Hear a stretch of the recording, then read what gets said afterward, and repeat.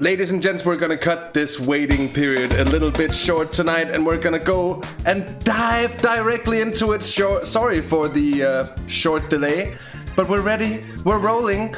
My name is Hasse Rømer. I'm joined by Ed May in the booth tonight for the opening round of a new season of Sunday GT Masters, the 4th season in action here from Interlagos, Brazil. And it's going to be a great one indeed. If anything we've seen in this series, basically, Edward, is anything to go by. Yeah, thank you very much, Hasse. Yes, welcome everyone. This is the start of a new season. Everything that's come before doesn't matter now. It's a clean slate for all of these drivers. Could really get their championships on track here at Interlagos, a circuit that is renowned around the world for providing some of the most exciting races in recent memory in the top level of motorsports, Formula One. To be very specific, there's always a good surprise here. Hopefully we'll see a good few surprises here as we make our way through the remainder of this practice session. Practice is not going to last too much longer. We'll move into the qualifying at the top of the hour. I'll tell you what, Hasse, I am very excited to be back here in the Sunday GT Masters commentary box. It's been a while for me. I've missed these guys, and hopefully they'll give me a nice warm welcome in the form of some excellent racing. It's been a season's worth of hiatus, hasn't it? I think if memory serves me correctly, last time you were with me for the 2nd season of action, we're now back for season 4.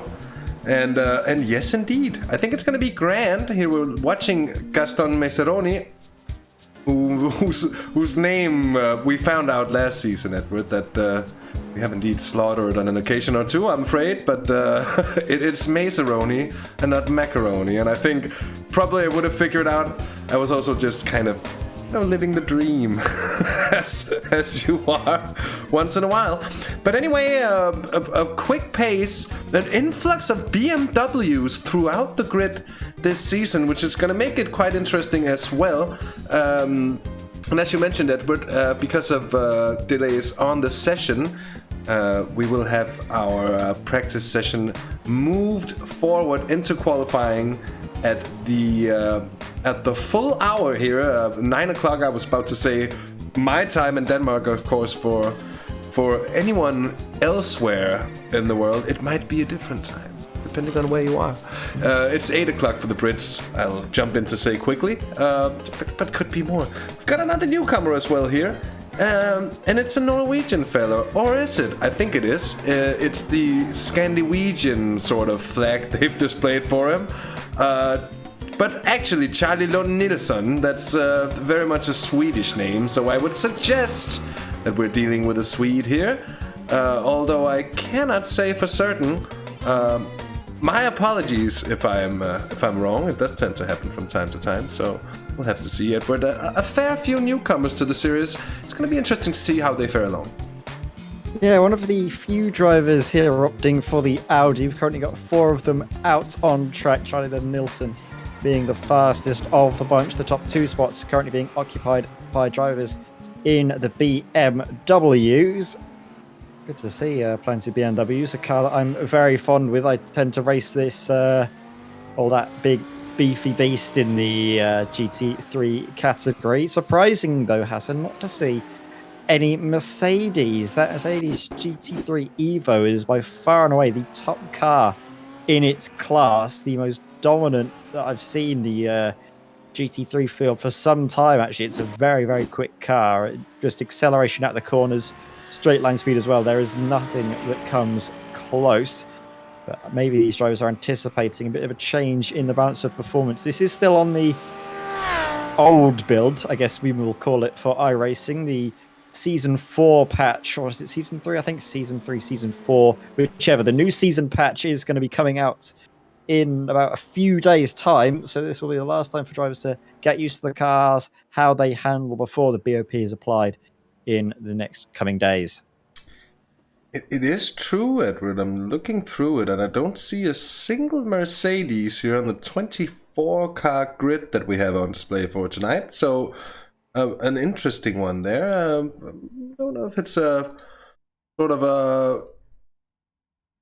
an anticipation of what's to come, or if it's maybe not even been allowed in the series. It might have been deemed bit overpowered, actually. I must admit here, Edward, I actually haven't read upon the rules, which is certainly not up to my professional standards. I would just herald it here before which unbeknownst to myself and ununderstandingly maybe as well, but being heralded as a professional. I'm not quite sure about that, but we'll see. We've got a newcomer here in Darren Fellows for BDM Racing in the 404 Ferrari. Just how he's gonna fare along here, that's gonna be interesting to see as well. Yeah, it's going to be interesting to see how all of the drivers get on at the start of a new season. Of course, some of the more familiar drivers that we're used to seeing in this championship, you have noticed sometimes the pace can change quite a lot from one season to the next, depending on the car that they decide to drive, the car that their rivals decide to drive for the new season. There's plenty of factors that can come through, and of course, the changing of the iRacing balance of performance throughout the season as well as it goes on can have a big impact. Interestingly, Hasse, last time I remember seeing quite a few Lamborghinis, but strangely enough, there are none. There is only one as well, McLaren, that being driven by Stuart Jackling, the fire-breathing dragon as it is, going around the circuit now. I'm going to see what he can do in the AM class, because I can tell you, one of my teammates who races in the World GT Championships, the GT3 League, bemoans that car. He has not been having a good time in it. It seems to be a bit unhappy over the curbs, and to have a quick lap time around Interlagos, you need to properly hit them, so it might not be the circuit for Stuart Jacklin tonight. No, that's true. It is a track where you do have a lot to gain from being relatively aggressive, but especially with the curbs, yeah, and down that middle sector, you really need to be a little bit greedy with it.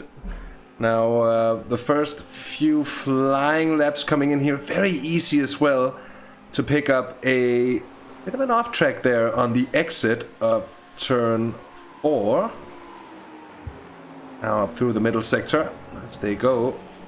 Tricky long right-hander, easy to understeer as well, easy to overheat the fronts. A bit of a apex miss there from Matty Forrest.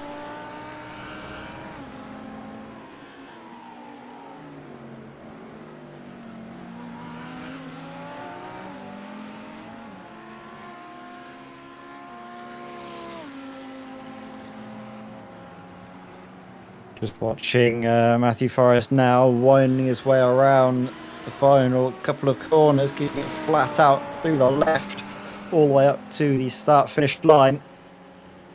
What will his effort be? What will Pete Blasdow's effort coming through us as well? To the nose tail, slipstreaming together. Slipstreaming is quite strong here. Plenty of flat-out sections. We see them come across the line, and Pete Blasdow goes top of the timings with a 132.75.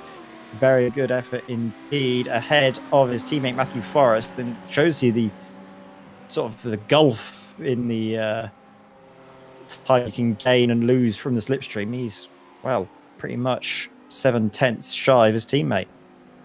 Yeah, but it looked a little bit of a shaky lap as well.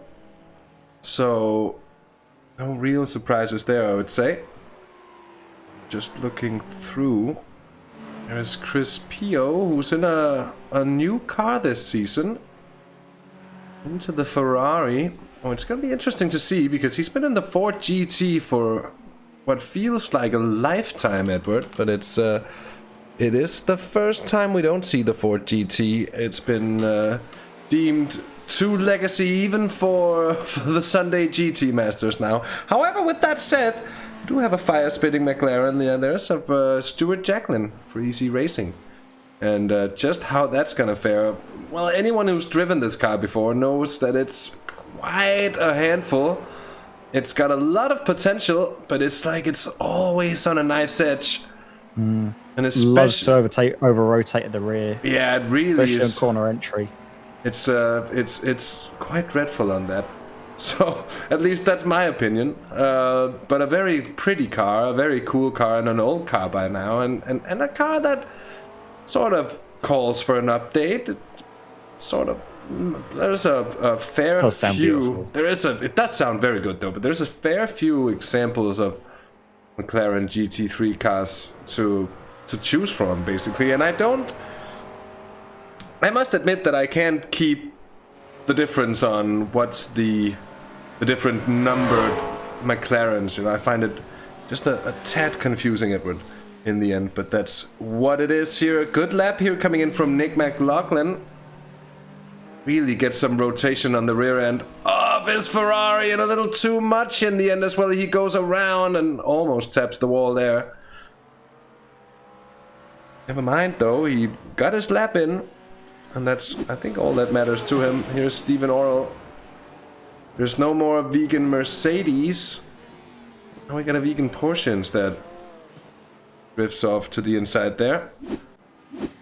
To being, well, what you could, I guess, call 9/11 there.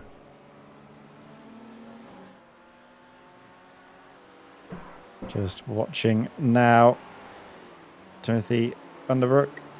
As I say that, he blinks in and out a little bit for us there, Hasse. Hopefully that's on both of our end, not just my end. Of course, a little bit nervy about my internet situation here in the middle of nowhere, but we will continue on watching him now. He's having a good first and second sector. Sector 3 he's currently going through now. Needs to make sure he can get a good run through out of the corner in towards sector 4. These couple of left-hand bends does seem to get them done nicely as well. A personal best for Timothy Vanderbroek. So now coming out of sector 5, he's going to get a really nice tow from the McLaren. It's going to help him all the way up to the line. What will we see coming through from the Dutchman as McLaren comes into the pits, hugs it very tight up to the wall to try and minimize the length that he has to travel. And that is second best front row start for Timothy Vanderbroek as it stands. But of course, there's a little while to go in this session. Drivers can cause an upset. Gaston Messeroni is one of those drivers, currently just inside the 32s, or just under the 33s rather, with his lap times. 32.99, his previous best 32.92. Same as Nick McLaughlin, but just a little bit slower, unfortunately, and that will see him stay in 5th place for now. Mirroring the lap time, though, to, I don't know, to how long. It could be that it's just slower because Messeroni set his time later in the session. But an interesting one. We don't see that too often, do we? That's quite a rarity. We've had an issue here for Ivo van der Linden.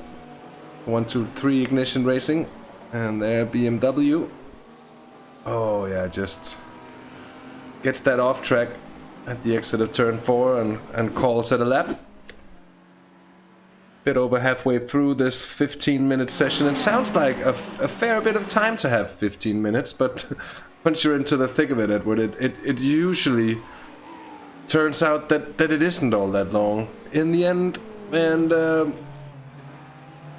often see drivers in a bit of a rush at the end of the session, trying to get a good lap in. Still nobody's been able to really do anything about the lap time from Pete Plastow, now giving the tow to his teammate. And I wonder where the lap time went. Yeah, not sure at all. That is very interesting. Now we've got Chris Roberts just going through to start a new flying lap. Very nicely through the S's here. Trying to maybe work something out with his teammate Matthew Forrest, just getting all out on track together. The VRC drivers. A little bit of traffic though up ahead. That Apex Tech car of, I think that might be Chris Pio. I believe it might be just up the road. That could throw a spanner in the works. You can just see it there at the front of our shot. Not sure if you know which car that is, Hasse. Just up there, because it's caused a bit of traffic. And whoa, big moment there. That is the 124, not of Chris Pio, but rather of Andy Spicer. Fortunately, that is something that we see a lot of the times, though, in qualifying sessions, especially here at Interlagos. traffic can be a massive nightmare, and because of the aero wash effect and the amount of corners you need a relatively high downforce setup around here. You will lose a lot of time if you get caught out. Yeah, and that's it's one of those tracks that's quite tricky actually with the setup, because you just it's always going to be a compromise of a car that does well in the opening sector and then a car that does well on the rest of the track, basically coming back to down to the back straight as well. But in the end, that back straight and the opening sector is basically half the track here, which is straightaways here. So it's known to be a tricky one to set up your car for, and to get that balance just about right is so important here. But of course, one thing is your qualifying pace. The race pace, once they're fueled up and everything, might just be that little bit different. So it might be, of course, we have seen plenty of times that the qualifying pace doesn't quite translate into race pace. We'll see around here as well how true that is. Two real main places to overtake. The first being down into turn 1 after the long flat out section. And then, of course, you go through turns 1, 2, the long curving turn 3. If you can get it nicely set up through there, an opportunity could present itself down the inside, or even potentially around the outside through turns 4 and 5. That sort of very tricky long left-hander double apex almost. Gaston Macedoni, currently 5th fastest, tied on times with Nick McLaughlin. Can he go that little bit faster? Purple sector 3, is that going to be enough to put him just up into the second row, maybe even a front row start, maybe even pole position? Brilliant lap time there from Gaston, even without a toe. That's one heck of a lap. It's a mighty impressive one. Here comes Alfredo Tricarici, who's done a personal best sector 4. He's trying to snatch pole position in AM from Darren Fellows, the newcomer, who's currently sitting on it. It's not going to be an improvement, I think, this time around. Great to see Macedoni there. Now, Coanda Racing, what used to be Virtua Racing last season. Nick McLaughlin here in 5th place, behind Charlie Nilsson.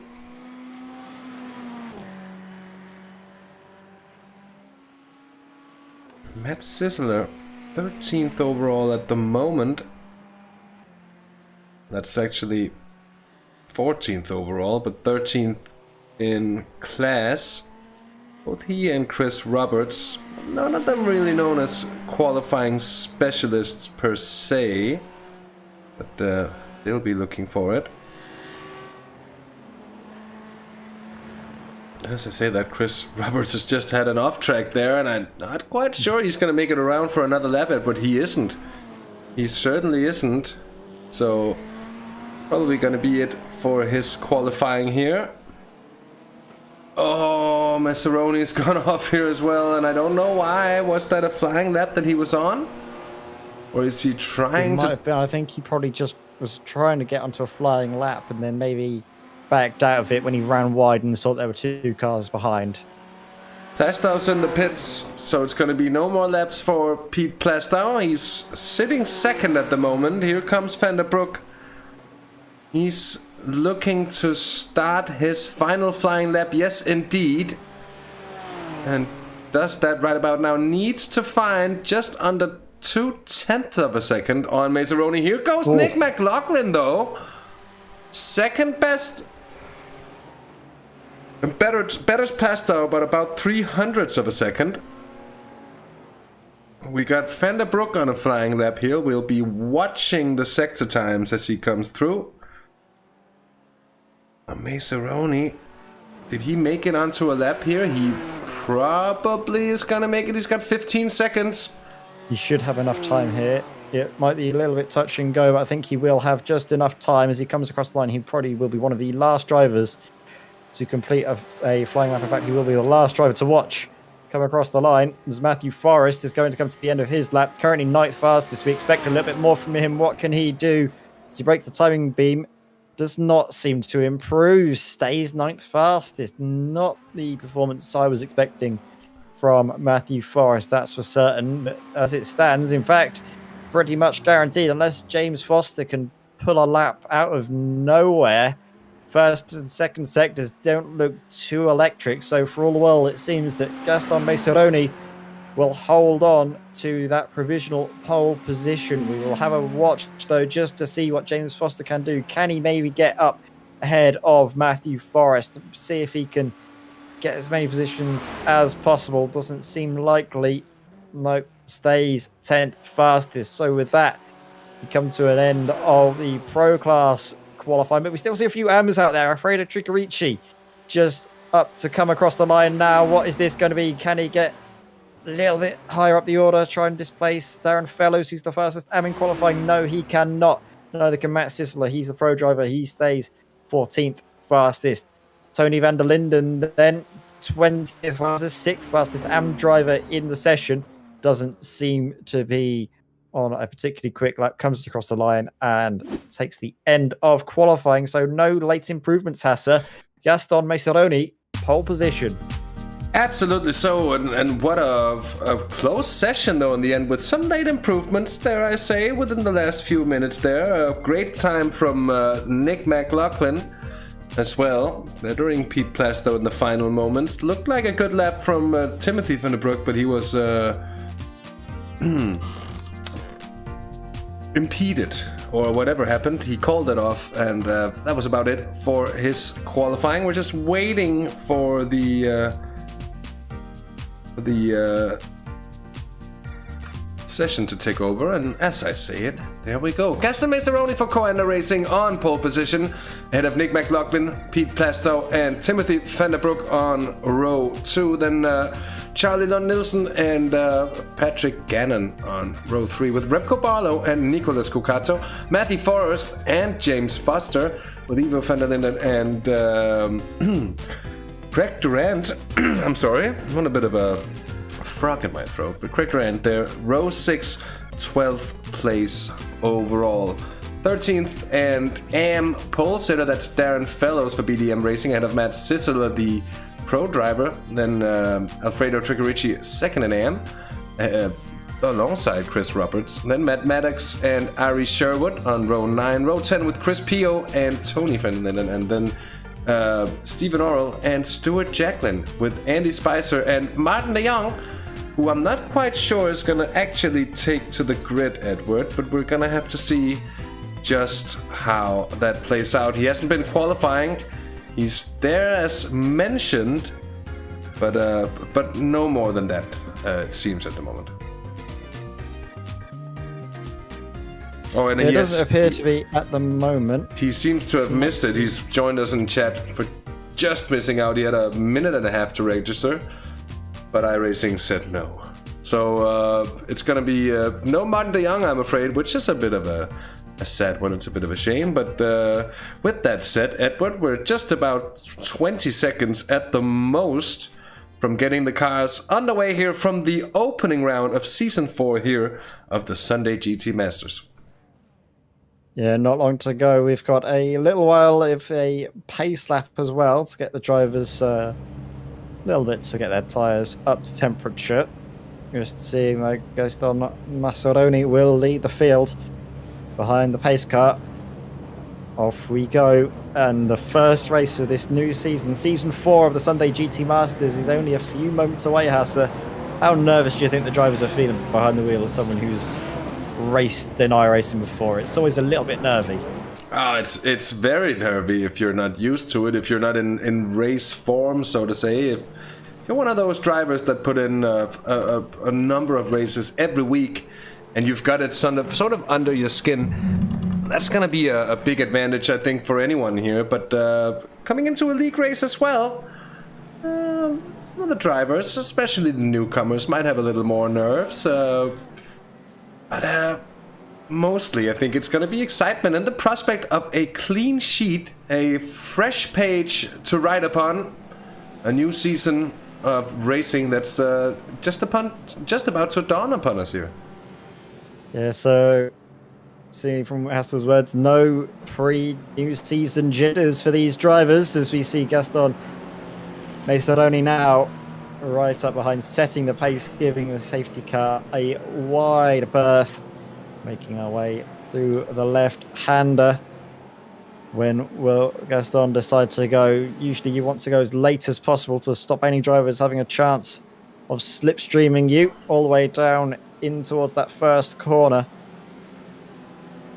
Through they go, side by side, 2 by 2. The start of a new season, just seconds away now, and he's gone. He's gone immediately. Gaston Macedoni, really quick off the mark. The green flag waves, and we go racing for the start of a new season. Season 4, round 1 underway, and already we're seeing teammates squabbling in the background. Nick McLaughlin and Pete Plastow close to blows, but sorting themselves out. That's Patrick Gannon getting turned around into turn 1. Not sure who initiated that contact, perhaps, but big moment and heartbreak for Patrick Gannon not getting off to the season start that he was hoping for. Matt Sisseler up 2 places since the start and under considerable pressure as we see Ivo van der Linden trying to go all the way around the outside. A little bit of contact from Craig Durant's right rear quarter, but they managed to sort themselves out. Matt is in the perfect spot to watch all this unfold, but it's not over yet. The BMW Ivo looking down the inside, but then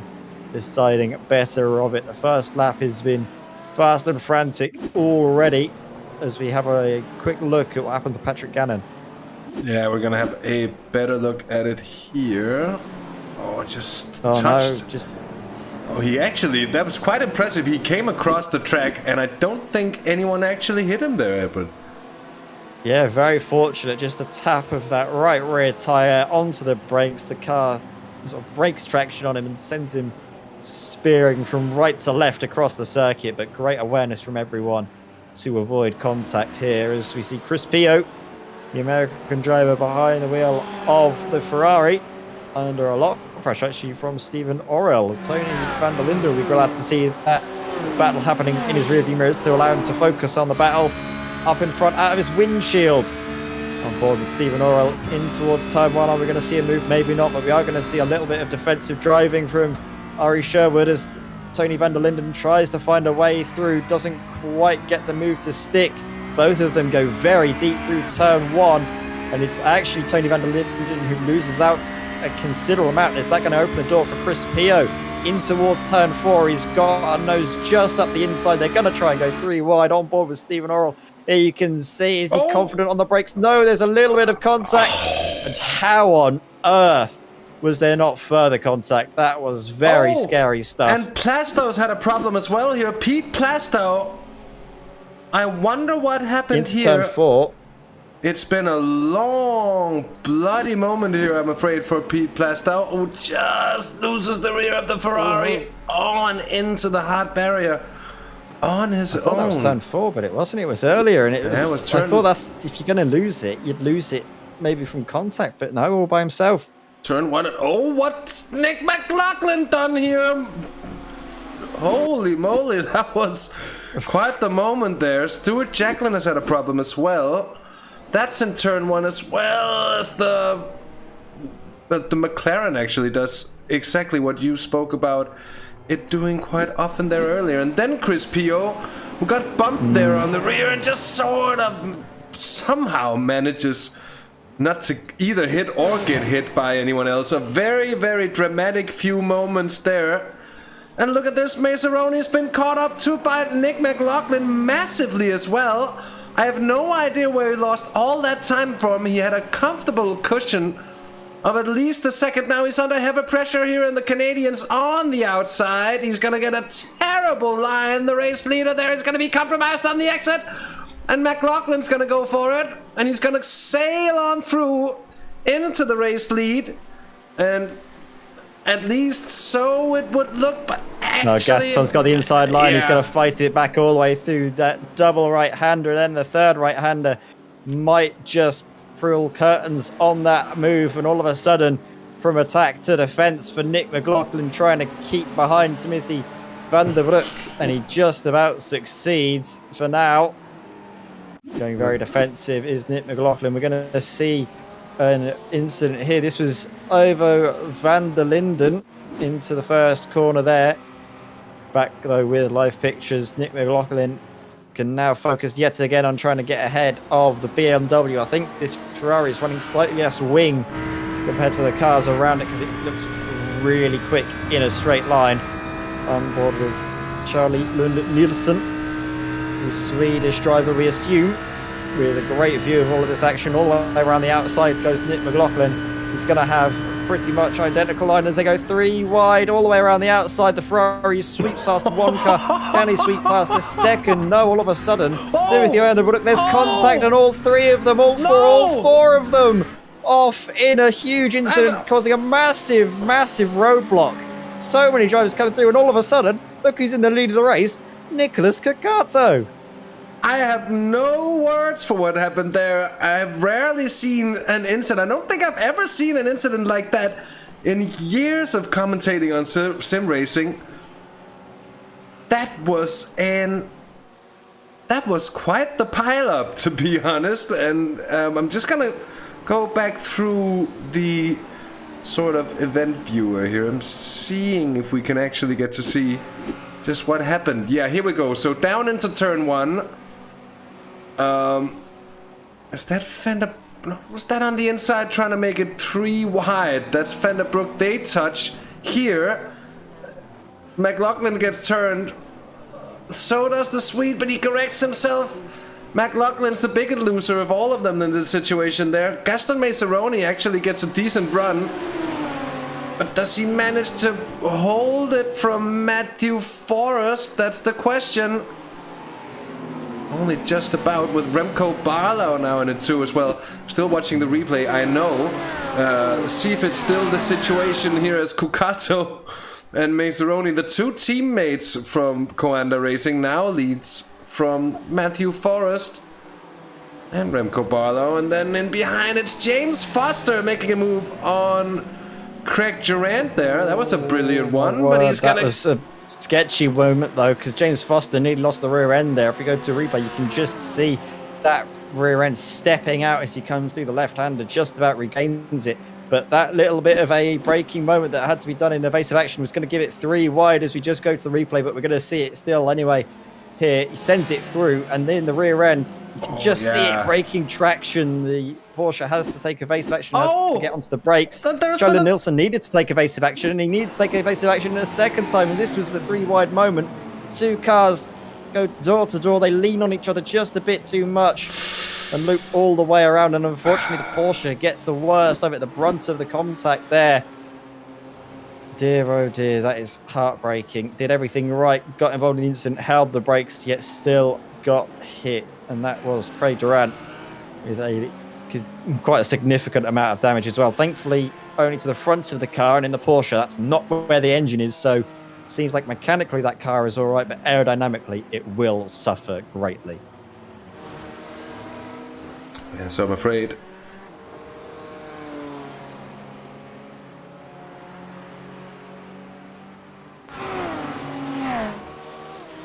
Nicholas Cacato still leading ahead of his compatriot and teammate Gaston Maceroni, as we've been told. Driver who was leading this race from pole position for a significant portion of these opening 8 minutes.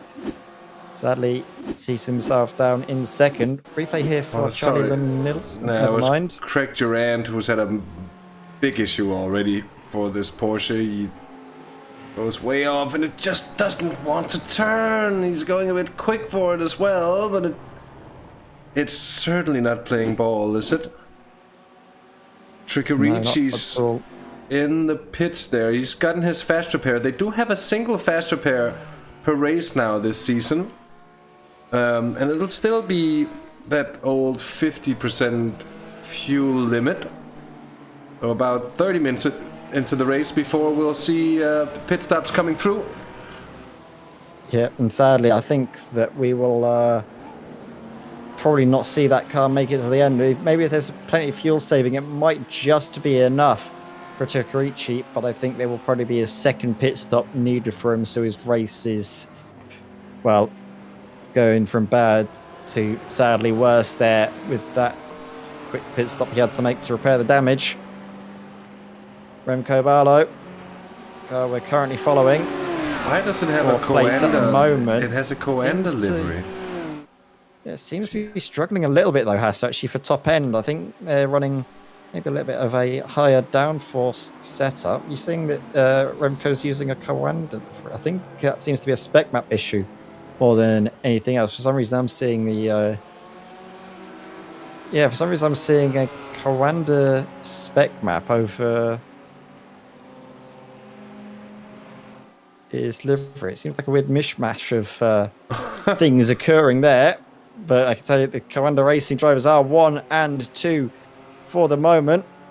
Cocato ahead of Maceroni, ahead of Forrest, whose race pace is definitely much better than his qualifying, up 6 positions already. As the British driver. Can't remember how so actually if he ended up winning last season. I knew he was, I believe at least, season 2 champion, if memory serves correct. Yeah, that's true. I think actually I will have the results at hand. Because I remember Matthew Forrest behind the wheel of the Lamborghini was very difficult to beat on his day in season 2. Season 4, though, there seemed to be some very stern opposition for him. In the form of those 2 Coanda Racing cars just up ahead, but definitely within his sights. Audi, though, very draggy car, really tuned for downforce and sort of the high speed, medium speed corners. Quite snappy as well, actually, in the slow speed, but on the straights, it does struggle just a touch compared to these BMWs. So, Edward, I'm looking at the standings from the last season, and speak about a close championship. We had 4 drivers finish within 7 points of one another, with Nicolas Cucato taking the title last season by a single point ahead of Remco Barlow, then Gaston Maceroni 3rd, and Chris Boland in the Lamborghini last season as well. It's close indeed. Now Cucato's gaining a little bit out ahead, and maybe a perfect position for him to be in, with Maceroni sort of being able to roadblock everybody else. Maceroni will want this win for himself as well, won't he? It's really close between the top 5 at the moment, all clinging together here. So we're 12.5 minutes into the race. Would be an interesting one to see if they can keep it up as such. James Foster here, great debut for him. Another great debutant at the moment is Darren Fellows for BDM Racing here in the 404 Ferrari, leading by a considerable margin down to Matthew Maddox and Ari Sherwood in the AM class. Yeah, seeing some gaps starting to open up now as we're a little while through the race. Waiting to see the first round of pit stops start to potentially come through. I think if drivers were to pit now, that would see them up until the end of the race, but who wants to pull the trigger first? Do you reckon Matthew Forrest feels like he's being held up perhaps, or is he using this as an opportunity to save a little bit of fuel and have a shorter pit stop to maybe try and leapfrog the cars ahead? Plenty of things racing around drivers' minds when it comes down to strategy fights. One thing Pete Plasdale will be thinking is get me into the pits as soon as possible, because his car is certainly not very pretty. It has definitely seen better days. As we have a replay this time of Tony van der Linden. Again, not going well for him. Just into turn 1, over rotation. Backs it up into the Wolf of Good measure. But yeah, Pete Plasdale started off so promisingly, but sadly it's just not quite gone his way. Down 13 positions since the start of the race. Yeah, certainly a piece of bad luck indeed, and a chaotic incident, to say the least, between the leading drivers there. Gaston Maceroni was just about getting through it. He seems to have recomposed himself, but he hasn't really been able to get that pace advantage now. Barlow is the first one to really pull the trigger here. He's going to be out there for just about half an hour, which means that's on the very opening moments of the pit window. And we'll see how that's going to work out for the Dutchman here.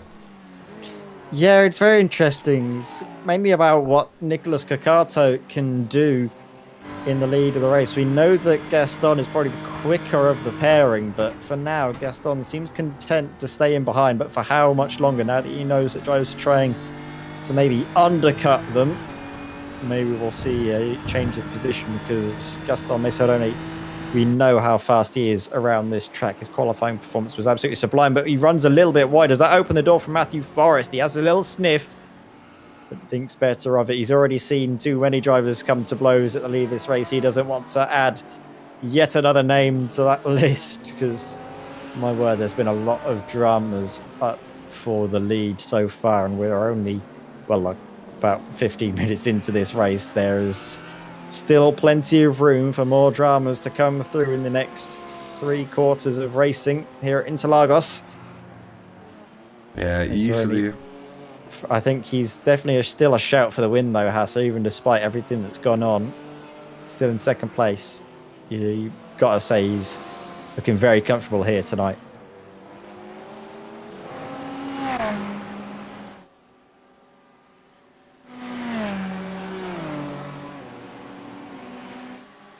So looking at it, nobody else choosing to go quick on the pit stop here. Chris J. Roberts with another issue with the Audi, sliding left, sliding right, and choosing to call it a day, I think. Oh, Charlie Lund Nielsen's out, he's into the pits. Gonna get his fast repair here, I think, as well. Pete Plastow's coming in for I think the same reason to get the pit stop and the fast repair. That might have been why Fender Brook decided to go in as well. Here now the stage 1 racing car. Is that... It wasn't Fender Brook, was it? It was Remco Barlow who went in. Got a bit of traffic here. That could slow him down a lot coming in towards the middle sector of the lap here. Corner after corner. Stephen Orrell. Well, Remco will definitely fancy trying to get ahead of the AM-class driver as soon as possible, because this is not going to help him whatsoever. It will, however, help out Cacato, Misseroni, and Forrest, who are still yet to pit. See a tap of the brakes mid-corner just to stop himself from catching up to Stephen Orrell at the worst point and probably putting himself out of position. Orrell going very narrow into the corner, very slow out of it. Remco Barlow fancies to move up the inside, but still can't get it to stick. Of course, it is for position. Drivers are allowed to fight. There's no blue flags at play. This is just Remco Barlow put out of sync. Running very wide, though, doesn't he, out of that left-hander, close to the grass as you can go without touching it and slowing yourself down. I don't know if he's actually going to be quick enough and close enough in towards the first corner to actually make a move. 2/10 the gap. Not really enough to fancy a little bit of a lunge. He's going to try it anyway. You know what? Credit to Remco if he's able to pull it off, but no, backs out of it, but scares pretty much Stephen Orrell into outbraking himself, and Remco Barlow takes that position nice and easily. Yeah, that's one way to do it as well. So we're back with the leading trio. Slight gap to James Foster, but he's actually been managing to close it back down as well. And a very good lap on the last lap here from Timothy Fender Brook as well. I have to say as well, Hasse, Darren Fellows has really impressed me so far in the AM class, currently leading by a decently comfortable margin. Matt Maddox is, well, quite some ways away, around about, let's have a little look through. 11 seconds or so, I think. 11 seconds, yeah, considerable margin between the pair of them there. So Darren Fellows in a wonderful position to take the first AM class victory of the season, should things carry on the way they are going. As well, though, debutant Charlie Lund Nielsen his first ever time around Interlagos, as he was telling us just before the broadcast. This hasn't quite been going to plan, involved in that incident earlier on in the race with Craig Durant into turn 4. They went and touched doors and both sadly got spun around. But overall, it's, I think, going to put him in good stead. You need to have sort of a few moments early on in the season, a little bit of setbacks, and it's better to get them out of the way early so then you can learn from them and go forwards with sort of a new frame of mind for the remainder of the season, because it is still a very long season, has plenty of races on the calendar and a lot of time to get those races in. So it's not all decided in just the opening round. Well, that's very true indeed. It's a long championship, and we've seen that basically every season we've had so far, but that it's it hasn't indeed been decided anywhere early, but rather quite late indeed.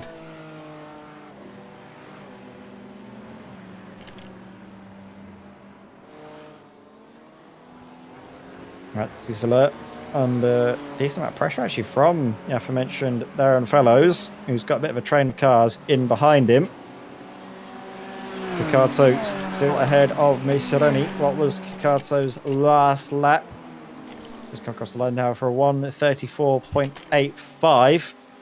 Important to note who's the highest driver that's pitted.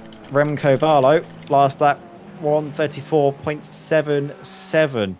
So marginally quicker there, Remco Barlow. Let's not forget he was in the slipstream and was trying to bring back that time. Was only, I think, a couple of seconds back from race leaders when he made that pit stop. So might find that the undercut has worked for him. We will see, though.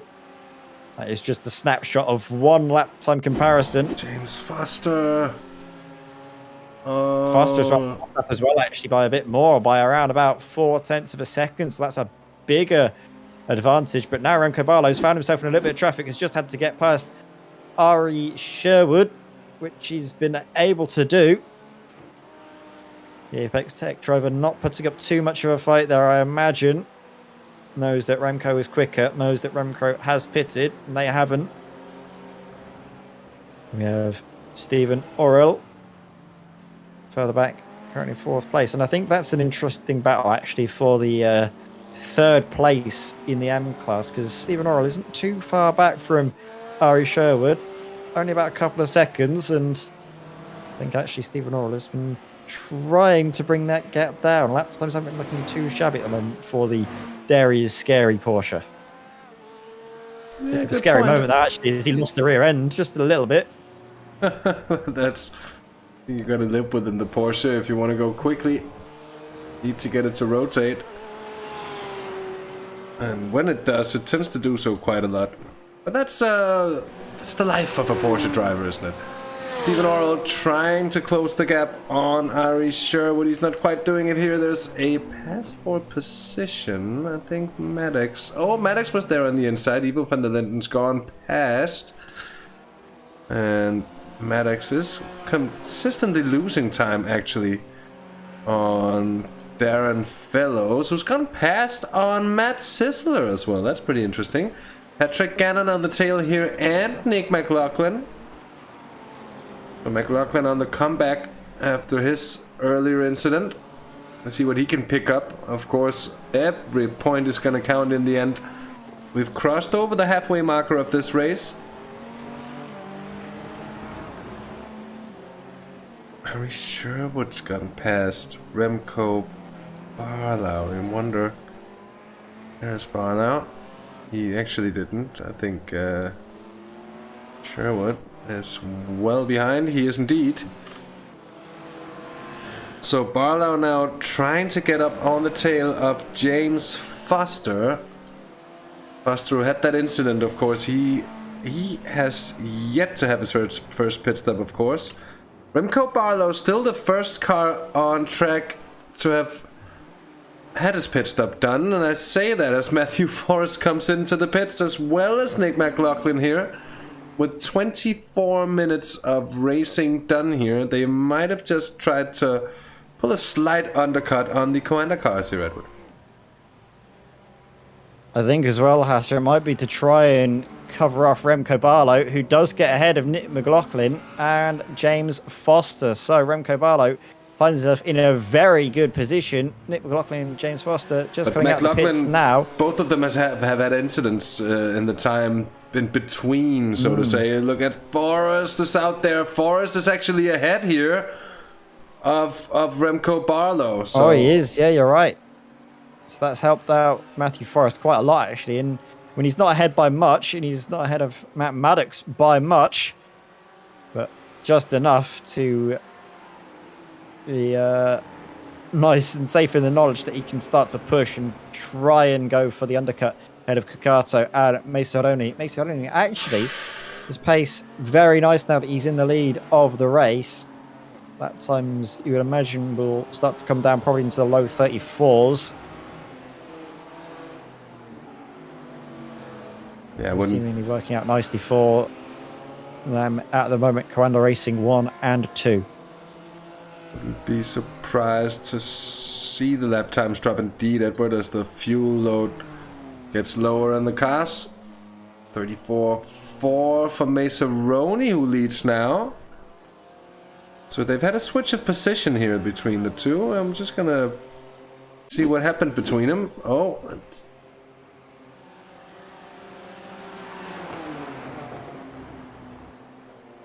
Looks like Mesaroni was being led through by Kukato here to retake the lead. Maybe does have that little bit more pace in the car, as we did see in qualifying, where he was super quick indeed. Of course, the pole setter of the day now back in first. Orals in the pits. He's in there for a while. There's a bit of a train here behind Tony van der Linden, with Stuart Jacklin, Chris Pio, and Alfredo Tricarici, and a bit of a moment there for... Big moment there for Chris Pio. Huge, well held. That could have gone very nasty, so amazing car control there from Chris Pio. We're going to see a replay of it here. This is Tricarici, gets a great view of this. Just over the curb, and the rear end snaps to the right, and he has to regain control very quickly indeed. Loses out on 2 positions, but could have been a lot worse. Could have found himself in the wall. So, for all intents and purposes, best case scenario. Made the best out of a bad situation there. Chris Pio stays, for the moment, in 18th place. 7th quickest AM as it stands. Yep. And Pete Plastow's trying to make his way back through, almost making contact with the rear end of Alfredo Tricarici.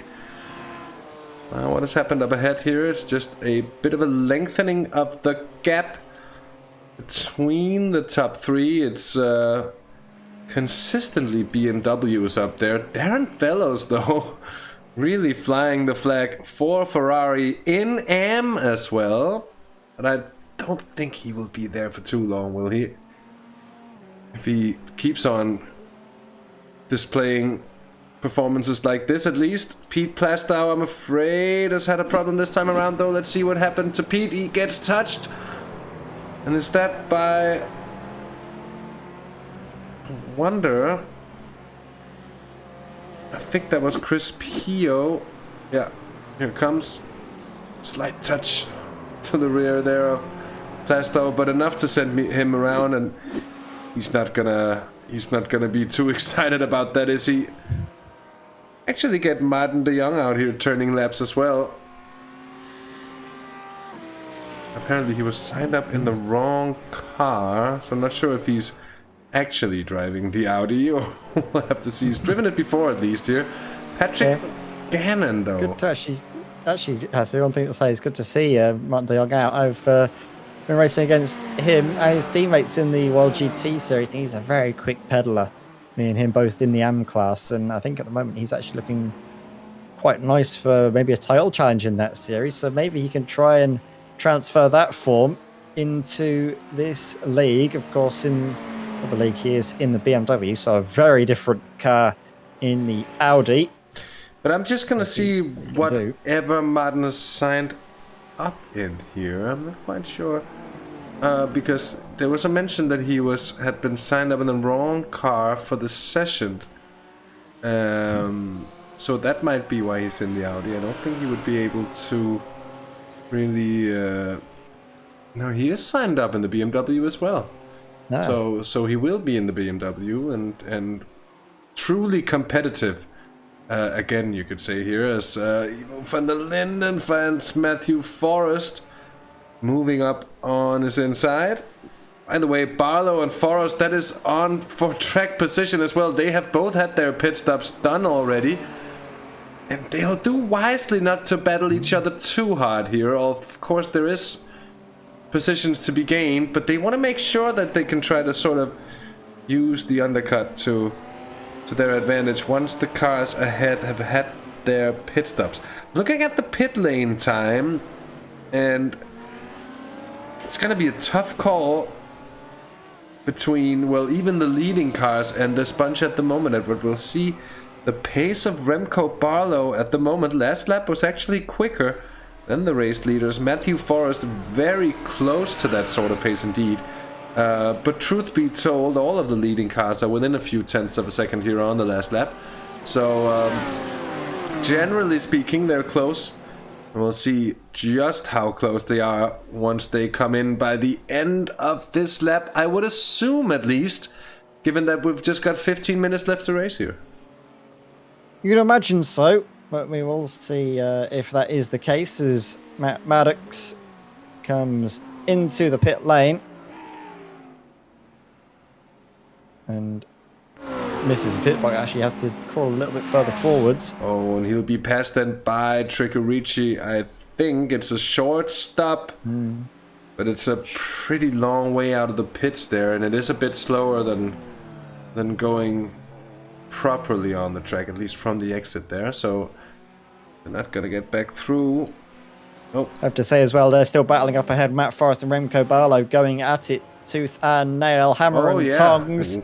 And Matthew Forrest holding the inside line, forcing Remco Barlow to go the long way around. This is great news for the Argentines leading this race. Gaston Maceroni stretching his legs and now has a 1.3, 1.4 second advantage to his teammate. And with that advantage, he decides the time is now to come into the pits. He knows that his rivals are battling. Matthew Forrest there coming through the final corner. Will need to get a bit of a move on if he wants to try and come out ahead of his rival for the lead of the race.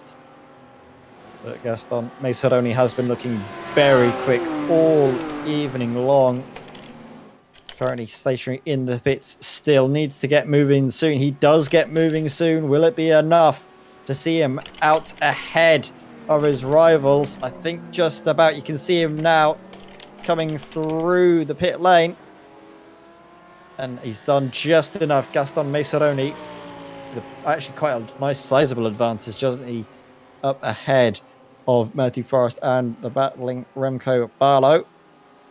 Timothy van der Broek, you can just see him coming out of the pits to join this fight. Or is he coming out of the pits? Or was that actually, no, that's Patrick Gannon? Or was that Timothy van der Broek coming out of the pits? I don't know. I saw a BMW coming out of the pits not too far behind those two. So I think the battle will still go on. They're still battling side by side. Hasse Remco Barlow. Oh, again, and this time all the way around the outside. Beautiful move, that.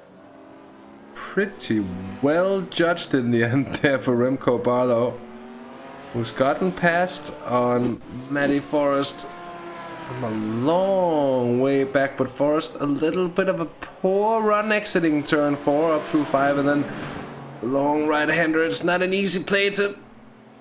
Oh, that's a slight touch between him even there.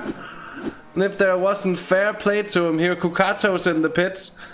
We've had Maceroni in on the lap before this one. He's come out in the lead, well ahead of Barlow, about 3 seconds between the two. Let's see what happens then with Nicolas Kukato. They did go awfully long, so might just be able to save that little bit of time on the pit stop here. Kukato with a very short pit stop, and I think he's going to be able to stay ahead of Gaston Maceroni. The pit lane time was indeed quite a bit shorter. Here comes that battle then for third place between Barlow and Matthew Forrest. Timothy van der Broek here is at an issue, I'm afraid. Another car just losing it over the curb there, exiting turn 2. That's massive front end damage. I'm sorry. Or Timothy Vandenbroek. Yeah, that is big news for Nicholas Cocato, because let's not forget Gaston Maceroni rather, came into the pits as the race leader. Yeah, and has been jumped. He's been completely done by Nicholas Cocato. His pit stop was actually a lot shorter, Nicholas, by about 2 seconds.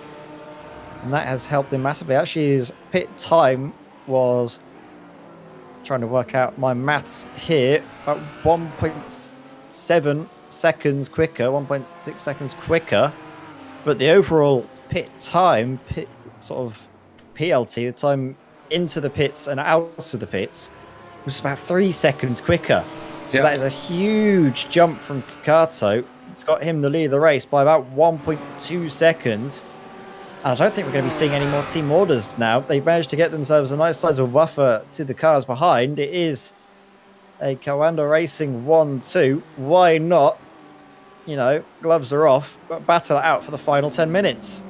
Yeah, you'd expect it you'd expect them to give it a fair go for the end there, but interesting to see just how it goes. Between the two, they would be on strict orders, at least to keep it clean, I think, here. Kato, the leader, ahead of Maceroni. Maceroni, though, has been closing the gap there. He was quite a bit quicker on his last lap. That's, of course, hard to see for us because he did his pit stop. But Maceroni with a very quick lap there on that last lap of his. 133.18. Also gaining a little bit of time on the cars behind. A 3-second gap between Maceroni and Remco Barlow. Still has Matthew Forrest for company. Then Matt Sisseler. Who has Charlie Lund Nielsen for company. They're behind Darren Fellows in the leading AM Ferrari, who's in 7th place at the moment, but with a healthy advantage there to Alfredo Tricorici, who's 2nd in AM at the moment. Look at that gap now, really diminishing between Maceroni and Cocato here. You'd think Cocato might have underfueled or something. He's been bleeding time to Gaston Maceroni over the last few laps here, Edward. Just watching this battle, I have to say there can't be team orders here, Hasse. I will be amazed if there are. It's the start of a new season. I know they're teammates, but this is the time for Cocato. Even though he's not maybe the quickest driver around the circuit, he's a very capable racer. We have seen him that he's able to defend properly as well. Nice and respectful, but nice and hard. This is his time to try and get one over on his teammate and maybe mount a good challenge for the title. I think you said Cocato was in the mix, or was he the eventual champion? He was very quick, let's put it that way. Oh, he was eventual champion by a point. Eventual champion, so he is trying to hold on to it. Yeah. Yeah, definitely. I mean, they will be. BMW certainly looks like the cards are being for now, at least. Very strong here. I have a feeling for some of the other rounds, maybe with the BOP, not the Lamborghini, the Ferraris might start to come on song. So keep your eyes open for those virtual racing compound cars later on in the season. But yeah, definitely for the moment, BMW very strong. I am amazed though that there are not any Mercedes drivers out there tonight. Is that backmarker traffic going to maybe throw a spanner in the works? I saw it very slow off as we saw one of the Kawanda cars going left, one going right. Looked a little bit all crossed over themselves. But actually Cocato is very, very wide, leaving a lot of space. And is that going to open the door for Maceroni? No, it doesn't quite. Maceroni with a good line as well. Imagine if he can get the power down nice and quickly, and he does. Oh my word, and he's caught his teammate out off guard there. Gaston Maceroni throwing all sorts of offline, trying to get in the power that little bit too early, and that's put him in behind that backmarker car yet again. That was Andy Spicer. Dear oh dear. That is not going on. What's going on with Gaston Maceroni? His tyres are just cooked completely. Yeah, who was that? That isn't Gaston Maceroni. That was Matt Maddox earlier. I saw getting very out of shape.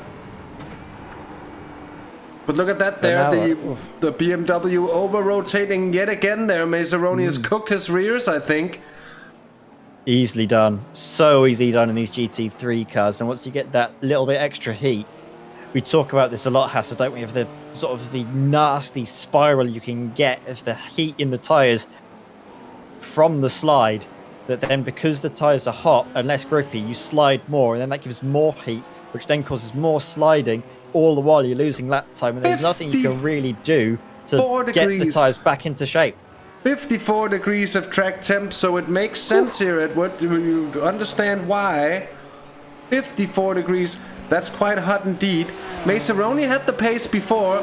Cucato might have just been trying to cool down his tires. There's just about 5 minutes of racing left here, but Barlow has been closing the gap now over these last few laps, and he's been gaining on both of them. He did better than I think both of the cars ahead.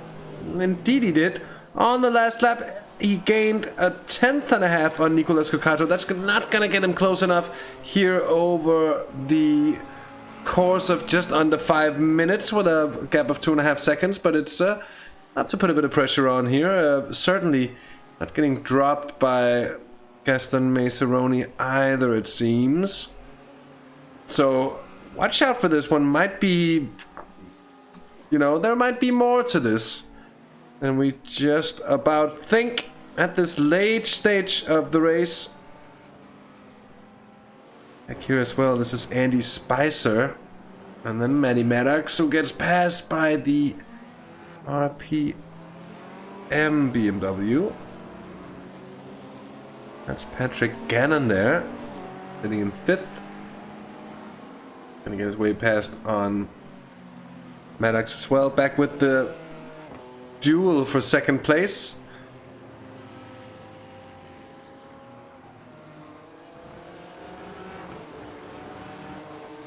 Tell though, with Maseroni's little moment, that's turned the race completely up on his head. He's lost a lot of time, but is now trying to claw it back in the dying few moments of this race.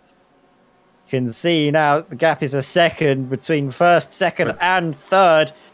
Three-way fight is on the cards here, Hester, as well. There's not long left to go in this race at all for Nicolas Cucato to try and see it out till the end. Cucato lost an entire second on the last lap. He did a 1:34.91. Gaston Maseroni there with a 1:33.92. That is silly time. That is Barlow as well with a 1:34.08. So he just went along with that. And this is not over yet. This is certainly not over yet. It's less than a second between all of these 3 cars, or it's a 1.5 seconds altogether between 1st and 3rd now, so it's really coming together. And what might just be over the last few laps here looks to me as we're gonna have 2 more laps of racing here.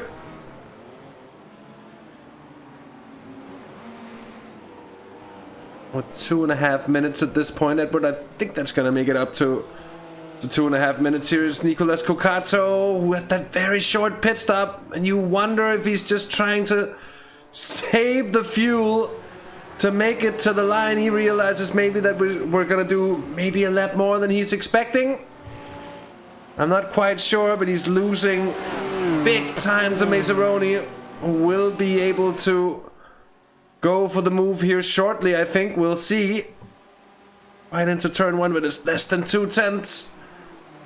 They're playing it safe, the 2 teammates. We're going to have about 2 more laps to go, I think, Hasse. Yeah, it is going to be 2 Seems more. like it.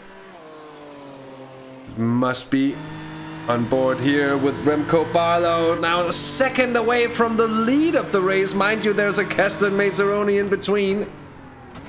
As Nicolas Cucato leads, his teammate is now being held up.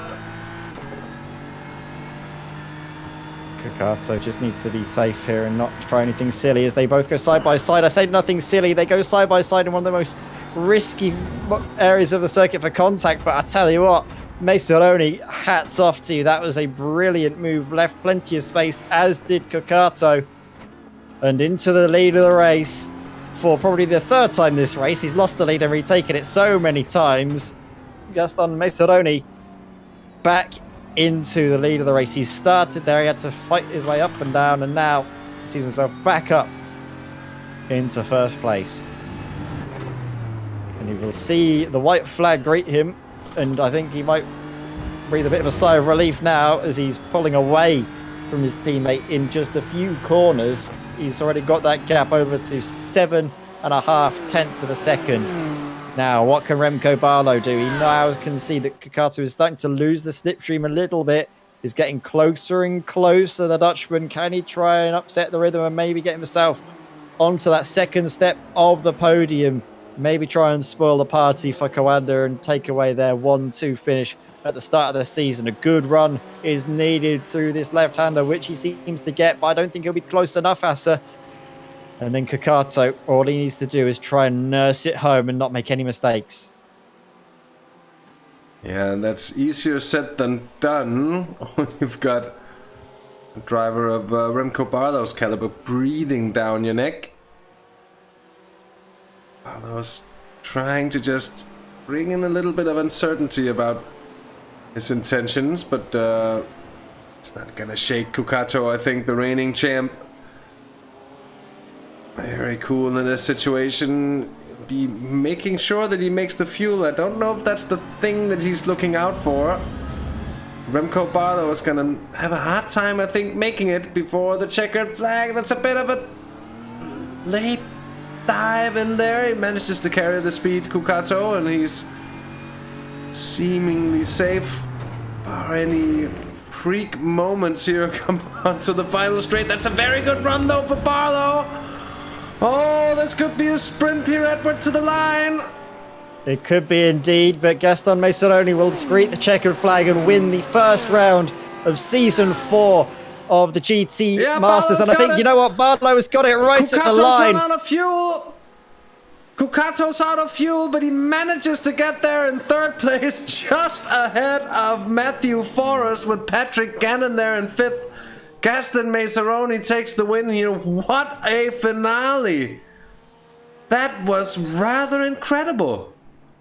Wow. Oof. Look at this one. Well, that was one heck of a race. You can just see here it goes. And then that's the point. Yeah, you can just see the fuel has run out. He did have a very short stop to take the lead of the race. And it turns out too short. Miscalculated on his fuel and lost out, unfortunately, on second place. The 1-2 did not come in the first round, but from their pace, I definitely think we will at some point see a 1-2 finish for Coanda Racing. That was a great performance from them. Great performance from Gaston Messeroni, by far the quickest driver here in Interlagos. Charlie Lund-Nielsen actually has a big shout out to him. 7th place after the topsy-turvy race he had on a track he hasn't really raced before on iRacing. That is a very good result. That is brilliant indeed, brilliant. And it could have been a lot better had he had just that little bit more luck about him for the race. So you gotta say that got to count as a really good result in the end. I think, Edward, that we've had more or less everyone coming in, and with that said, we'll get the we'll get the results on screen as quickly as we can here.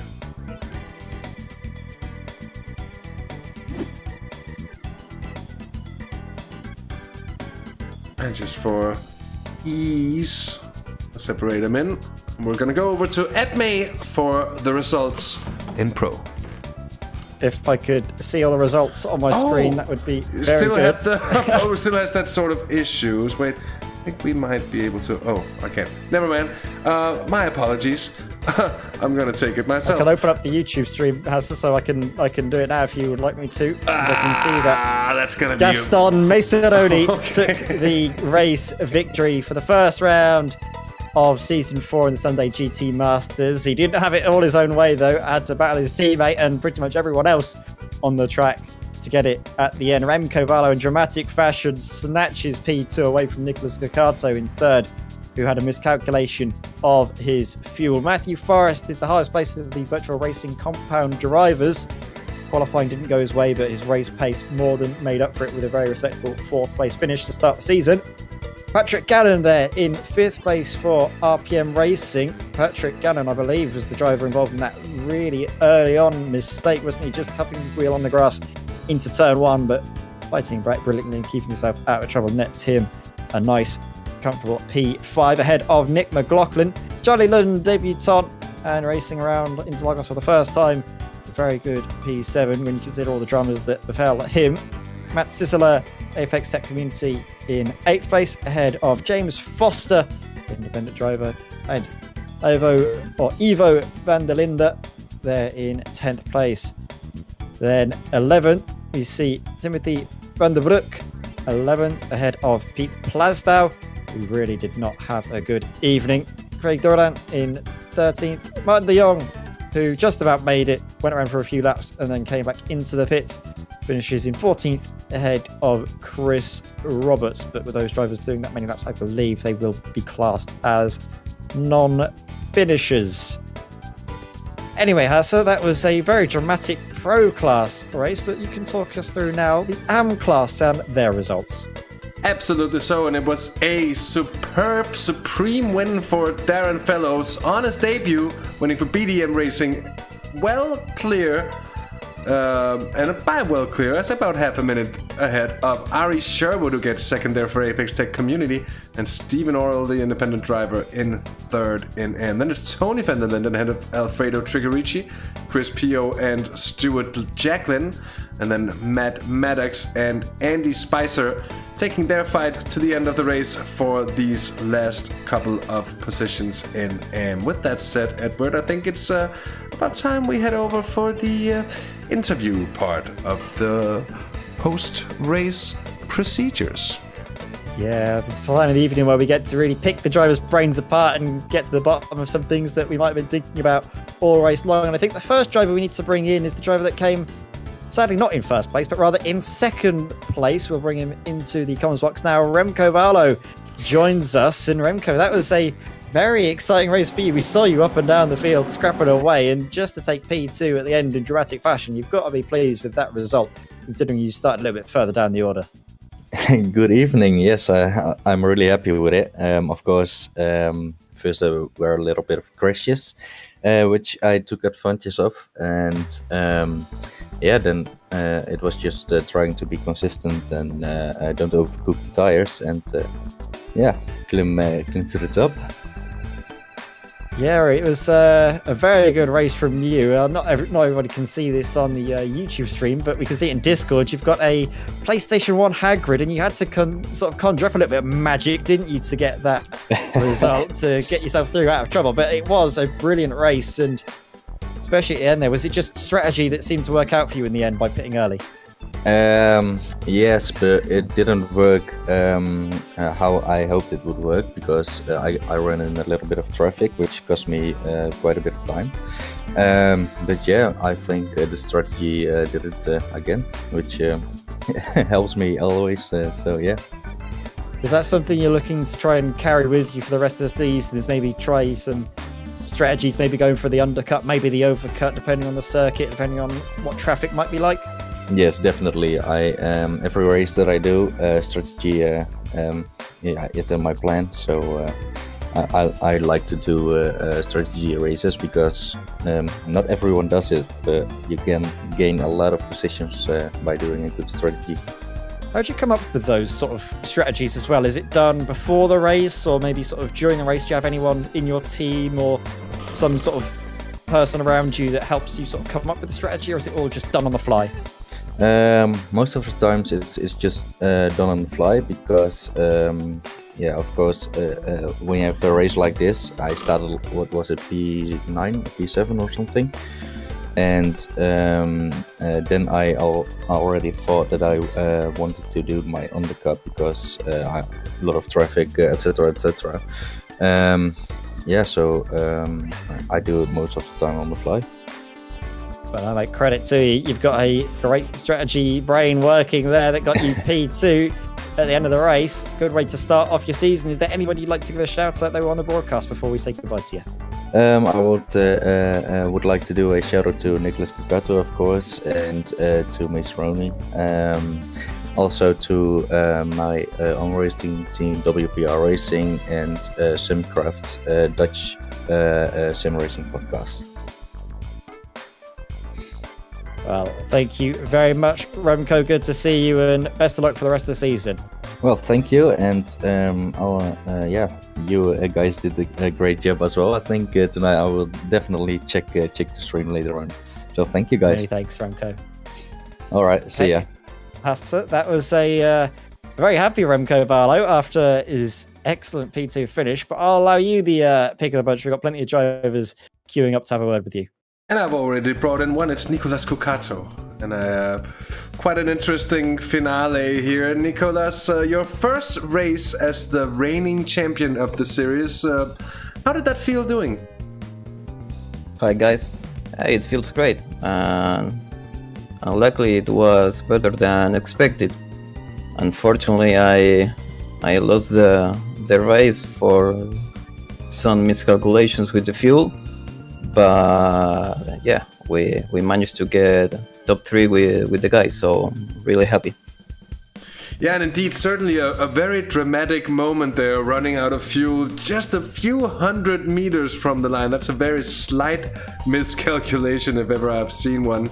Were you hoping to just be able to stretch it, or were you maybe expecting the race to just go one lap shorter? No, I realized that I put less fuel that I needed, and I thought I will have to pit again. But the last 5 laps, I tried to save as much fuel as I needed, and yeah, I came to the line with the fumes. So it was better than have pit. Well, definitely so. That's for sure. Coming into a new season here, you both have Gaston being very quick here. You have Remco Barlow also evidently able to challenge, and then of course also the VRC drivers, Nick McLaughlin, Pete Plastow, and of course Matthew Forrest as well. It's gonna be a tight battle at the front of the field. Do you think it's gonna be between all of these 5, 6, 7 drivers throughout the season? Yeah, I believe it will be a close fight. We need to see how the new guys also go through all the tournament. But yeah, I think it will be a very interesting season. Well, for sure. Thanks for taking the time to have a post-race chat, and congratulations to Coanda Racing, of course, for the very, very fine results here on the opening round. Thanks, guys. See you. And with that said, that was Nicolas Cucato, our reigning champion, joining. And with that, it's Edward May and your last pick of the interviewees. Well, I think we can't talk about this race. There are so many drivers I'd like to talk to, but I think we have to talk to the AM class victor. We'll bring them in now. Darren Fellows. And Darren, we were talking about you and your performance. You were probably one of the standouts there in the AM class. Went virtually unchallenged all race long. I think I know the secret. That little sticker you've got on the back of your car warded off anyone from hitting you. That was a very nice, well-measured race from you. Thank you. Yeah, it was a good start to the race. Able to get away from carnage. There was a bit of an incident on lap 5, which I missed, which is good. But yeah, good race. Gutted for my teammate Matt, who had an issue in the pits. Yeah, so he should have been a good 1-2, but we'll see for the next race on that one. Yeah, for an AM driver as well to finish so high up at the start of the season, 8th place, that's got to be very good news for you, and gives you a lot of confidence that you're so quick in your class compared to the other drivers. Maybe you can see if you can try and run away with the thing in the sort of before the halfway point of the season. I think there's a lot of luck today. There was quite a few accidents, and obviously first one of the season, there's always going to be a couple of incidents and a bit of rustiness. So I'm glad I got the win, but I'm not going to take anything for granted going into the season. Is it more of a case of Interlagos suiting you in the car, do you think, or is it more of a track that you weren't expecting to have such a good result at? I do like Interlagos, so I knew I was going to have a good result. Don't like Monza, so I'm not looking forward to next week. But yeah, I think the Ferrari goes well around here. Really planted. I was going to look at the going into the Mercedes, but I just couldn't get on with it, so went back to with what I know with the Ferrari.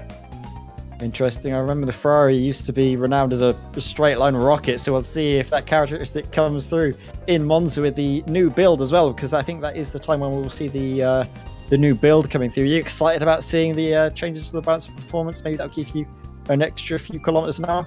Yeah, fingers crossed. We'll see what happens. Let's see which way it goes at the moment.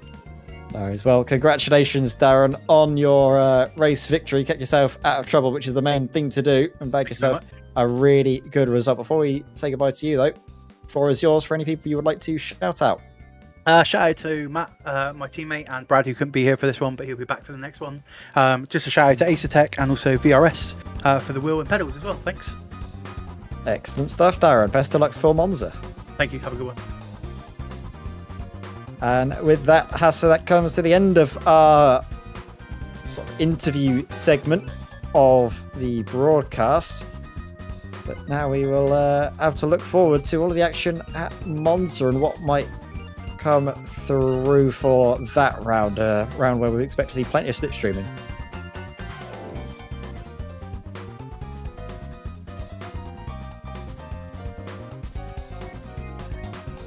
I was muted. I'm sorry. I'm back. I'm not. This is better. Anyway, yes, indeed. Monza in a week is going to be great.